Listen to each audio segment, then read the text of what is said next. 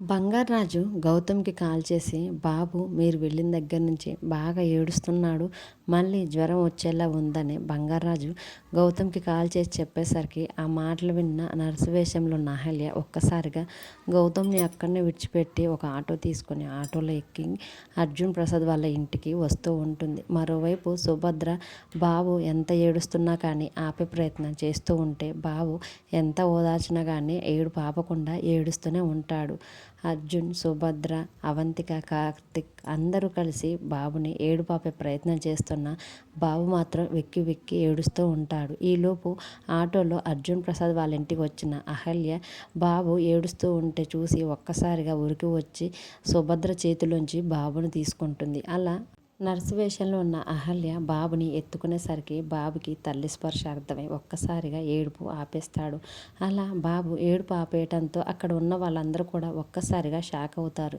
వెంటనే సుభద్ర, "అదేంటమ్మా ఇంతసేపు మేము ఎంత ఓదార్చినా కానీ ఏడుపు ఆపని బాబు నువ్వు ఎత్తుకోగానే ఏడుపు ఆపేశాడేంటి" అని నర్సు వేషంలో ఉన్న అహల్యని అడుగుతూ ఉంటే అహల్య ఒక్కసారిగా షాక్ అవుతుంది. తర్వాత వెంటనే అవంతిక కూడా ఇంతసేపు బాబుని ఒకరి తర్వాత ఒకరు ఎంత ఓదార్చినా కానీ బాబు ఏడుపు అస్సలు ఆగలేదు.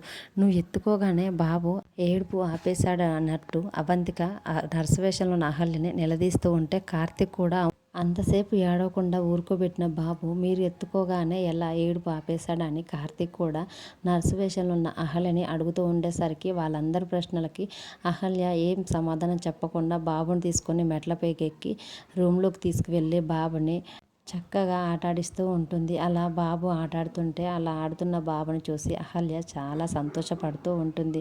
అలా బాబుని ఆడించే క్రమంలో నర్సు వేషంలో ఉన్న అహల్య పెట్టుకున్న మాస్క్ ఒక్కసారిగా ఊడిపోతుంది. వెంటనే అహల్య ఆ మాస్క్ని సరిచేసుకుంటుంది.